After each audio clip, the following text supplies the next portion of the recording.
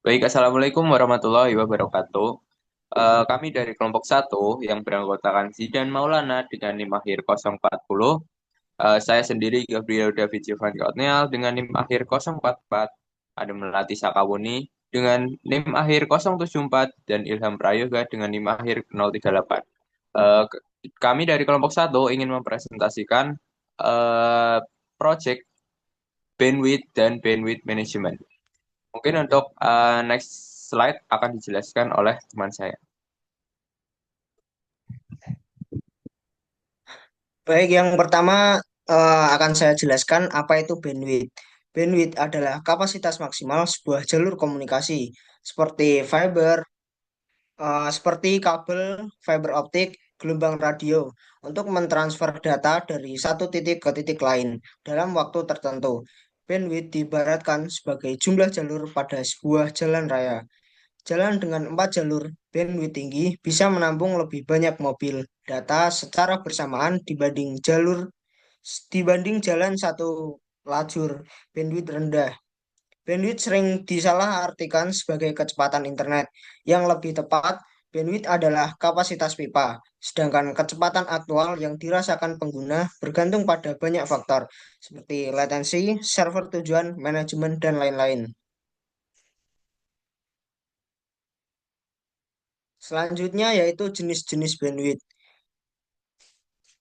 Yang pertama yaitu bandwidth analog, yaitu besarnya sebuah rentang frekuensi dalam suatu hertz, di mana sebuah sinyal bisa didapatkan secara akurat. Biasanya mempunyai ukuran yang relatif lebih rendah dibanding dengan bandwidth digital. Selanjutnya bandwidth digital, jumlah dari pulsa per detik yang diukur dalam bits per second atau bps. Bandwidth digital menggunakan sinyal digital di dalam transmisi analog. Selanjutnya bandwidth simetris, memiliki kecepatan upload dan download yang sama. Biasanya digunakan dalam bisnis yang membutuhkan transfer data dua arah secara seimbang, seperti layanan video conference. Selanjutnya yaitu bandwidth dedi- dedicated. Bandwidth yang disediakan secara eksklusif untuk satu pengguna atau organisasi. Lebih stabil dan cocok untuk perusahaan besar yang membutuhkan koneksi konsisten. Selanjutnya bandwidth asimetris. Kecepatan download lebih besar dibanding upload, cocok untuk pengguna rumahan atau bisnis dengan aktivitas lebih banyak pada unduhan, seperti streaming video dan browsing web. Selanjutnya, bandwidth share. Bandwidth yang digunakan secara bersama oleh beberapa pengguna. Harganya lebih terjangkau, tetapi bisa mengalami penurunan performa saat traffic tinggi.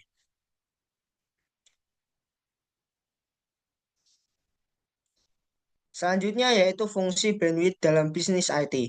Bandwidth memiliki peran penting dalam infrastruktur IT, terutama bagi bisnis yang bergantung pada koneksi internet yang stabil dan cepat. Berikut beberapa fungsi utama bandwidth. Yang pertama, mendukung kinerja jaringan. Bandwidth yang memadai memastikan bahwa sistem jaringan dapat berjalan dengan lancar tanpa lag atau gangguan. Yang kedua, menjaga produktivitas karyawan.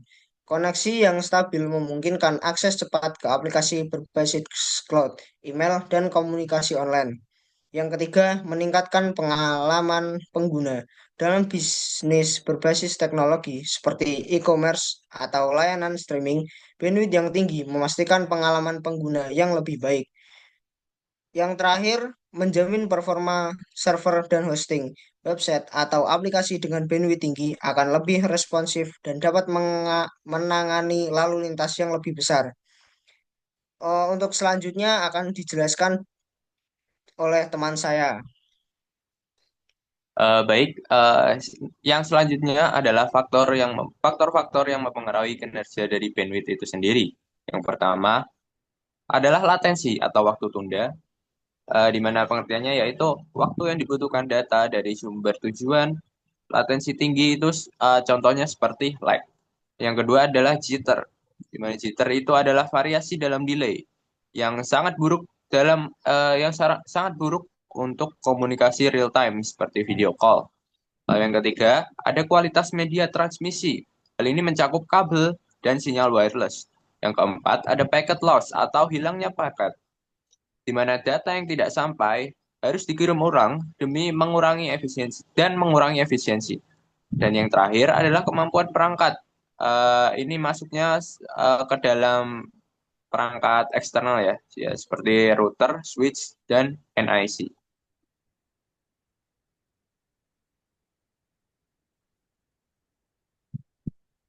Baik, yang selanjutnya adalah dampak bandwidth terhadap kinerja jaringan dan pengguna. Bandwidth sendiri sangat mempengaruhi kelancaran jaringan. Jika bandwidth mencukupi, akses internet terasa stabil dan aplikasi dapat berjalan dengan baik.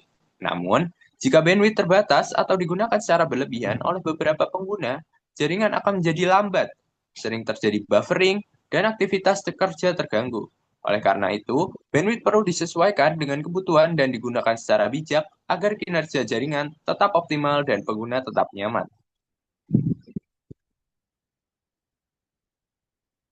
Nah, selanjutnya kita masuk ke manajemen bandwidth. Apa sih manajemen bandwidth itu? Manajemen bandwidth yaitu merupakan sekumpulan proses dan strategi yang dilakukan oleh administrator jaringan untuk mengukur, mengontrol, dan mengatur aliran data pada saluran komunikasi. Tujuan dari manajemen bandwidth itu sendiri adalah untuk memastikan agar kapasitas jaringan yang tersedia digunakan secara optimal dan didistribusikan secara adil kepada seluruh pengguna atau aplikasi.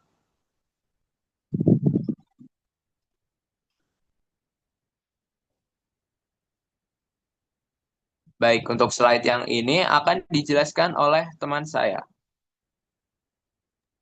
Ya, baik.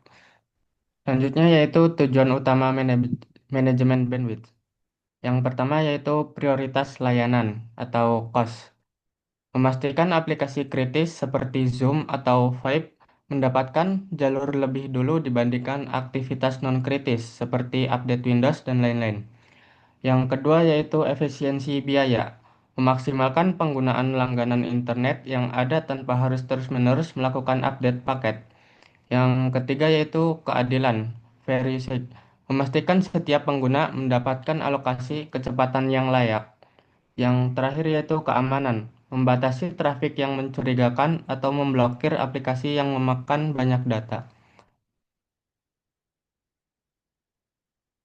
Ya, selanjutnya yaitu metode manajemen bandwidth. Yang pertama, static allocation, yang meliputi bandwidth dibagi secara tetap untuk setiap user, cocok untuk jaringan kecil, mudah diterapkan, tetapi kurang fleksibel. Yang kedua yaitu dynamic allocation. Yang pertama yaitu bandwidth dibagi sesuai kebutuhan pengguna, lebih efisien dan fleksibel, cocok untuk jaringan dengan banyak user. Dan yang ketiga yaitu priority based, memberikan prioritas pada aplikasi tertentu, contoh seperti video conference dan server didahulukan. Aplikasi lain mendapat bandwidth sisa. Dan selanjutnya yaitu perangkat manajemen bandwidth.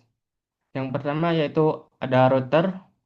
Router mengatur lalu lintas data jaringan, menentukan pembagian bandwidth, dan ada MikroTik mendukung fitur queues, cache, dan firewall.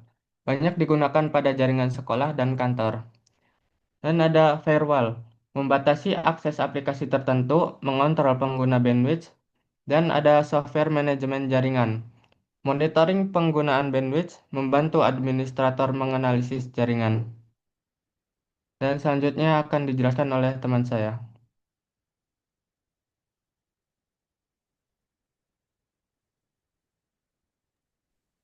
Oke, selanjutnya ada masalah jaringan tanpa manajemen bandwidth. Tanpa manajemen bandwidth, penggunaan jaringan menjadi tidak terkontrol. Beberapa pengguna atau aplikasi bisa menghabiskan bandwidth dalam jumlah besar, seperti untuk download atau streaming, sehingga pengguna lain ikut terdampak. Akibatnya, jaringan terasa lambat dan akses ke aplikasi penting menjadi terganggu. Kondisi ini membuat penggunaan internet terasa tidak adil dan menurunkan kenyamanan kerja. Dalam jangka panjang, jaringan yang tidak dikelola dengan baik dapat menghambat produktivitas karena waktu banyak terbuang hanya untuk menunggu koneksi. Oleh karena itu, manajemen bandwidth diperlukan agar jaringan tetap stabil dan bisa digunakan bersama dengan lebih tertib. Selanjutnya, Manfaat manajemen bandwidth bagi pengguna dan organisasi. Manajemen bandwidth membantu menjaga jaringan agar tetap stabil ketika digunakan oleh banyak pengguna secara bersamaan. Dengan adanya pengaturan bandwidth, akses internet dapat dibagi secara lebih merata sehingga kegiatan seperti mencari referensi, mengakses sistem akademik, dan mengikuti kelas daring dapat berjalan dengan lancar tanpa terganggu oleh aktivitas lain yang menghabiskan bandwidth secara berlebihan. Bagi organisasi atau institusi, manajemen bandwidth membuat penggunaan jaringan menjadi lebih terkontrol dan efisien. Risiko jaringan lambat dapat dikurangi, proses belajar dan aktivitas kerja menjadi lebih efektif, serta keluhan pengguna dapat diminimalkan. Dengan pengelolaan bandwidth yang baik, kapasitas internet yang tersedia dapat dimanfaatkan secara optimal sesuai kebutuhan. Yang terakhir, kesimpulan bandwidth dan manajemen bandwidth. Bandwidth merupakan kapasitas maksimum jaringan dalam mentransmisikan data yang terpengaruh terhadap kelancaran akses internet. Namun, kualitas jaringan tidak hanya ditentukan oleh besar kecilnya bandwidth, melainkan juga dipengaruhi oleh faktor lain seperti throughput, latensi, dan jumlah pengguna yang mengakses jaringan secara bersamaan. Oleh karena itu, diperlukan manajemen bandwidth untuk mengatur dan mengendalikan penggunaan bandwidth agar dapat dimanfaatkan secara efisien dan merata. Dengan penerapan manajemen bandwidth yang baik, jaringan menjadi lebih stabil. Layanan yang bersifat penting dapat diprioritaskan serta aktivitas akademik seperti pembelajaran daring dan akses sistem kampus dapat berjalan dengan lebih optimal. Sekian dari kelompok kami. Mohon maaf jika ada perkataan yang kurang berkenan, kurang lebihnya mohon maaf. Wassalamualaikum warahmatullahi wabarakatuh.